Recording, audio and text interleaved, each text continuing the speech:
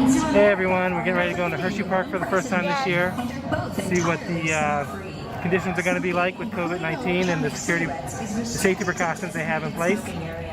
So we'll let you know how it is. We're longtime season pass holders and really enjoy our time at Hersheypark, but this year we were a little bit nervous because of COVID-19. But we decided to give it a shot. We packed up our hand sanitizer and our masks and headed out. The new entrance in Chocolatetown looked great, and getting into the park was pretty easy. We went late in the afternoon, so it wasn't too crowded.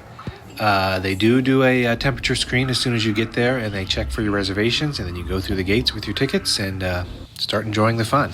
Of course, the big draw this year is the new roller coaster, Candymonium.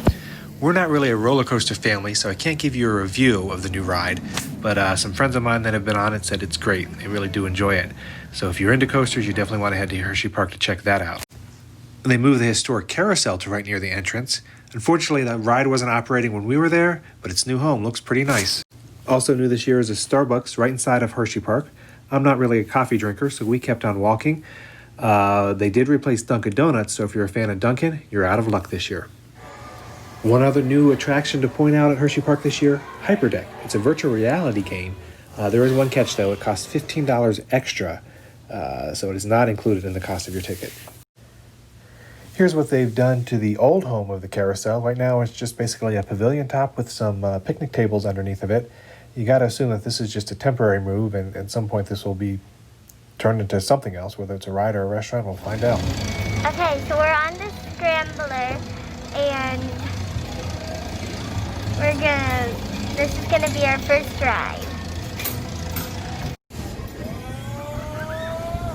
I have to say, wearing masks while on rides, not really an issue. We have an 8-year-old and a 4-year-old, and they did just fine. It was also over 90 degrees, and the heat didn't really seem to bother us. And most people inside the park were following the rules and wearing their masks. It's also worth noting that they do have markers on the ground so you can properly socially distance while standing in line. Hey, this is one of our favorites we're getting ready to go on. The classic car, the Motor Speedway. The race cars are closed right now, but we'll take the classic cars. Now we're on it. Let's go take pixels. They did take your picture on this ride, like Oliver said they would, but you couldn't actually preview it right after the ride. Instead, you were supposed to make note of the time and then go over to either the coal cracker or the front of the park at the photo booth there to see your picture. That was one thing that we noticed really throughout the park was there were a few rides closed. We saw some long lines at guest services and one of the restaurants because they appeared to be short-staffed. And whether that's because it was just a season pass preview day or if they've made some cuts for financial reasons, not quite sure, but we'll have to see how that plays out throughout the rest of the season. As you exit the park now, they funnel you through the big store. I believe that's part of Chocolatetown, and we'll eventually be home to a restaurant and candy shop and ice cream shop. But it's pretty cool to see the big Hershey Kiss chandelier that they have inside.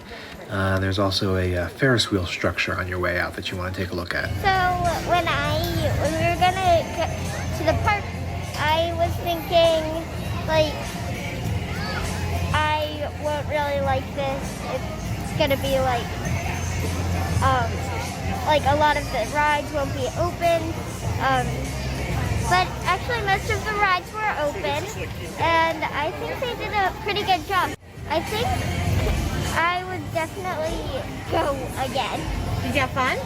And I had a lot of fun. I agree with Annabelle. I think Hersheypark did a pretty good job with the safety precautions. There was hand sanitizer everywhere. Like I said, there were the markers on the ground in line so you knew how far to stand apart from the person in front of you.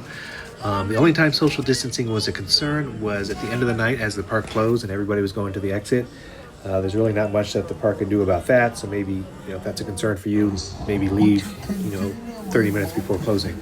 But all in all, it was a good day. We had lots of fun, and I think we will definitely be back again this season. If you're planning to head out to Hersheypark this season, let us know by giving us a thumbs up. And don't forget to subscribe so you can check out some of our other content. Thanks for watching, and have fun at the park if you go.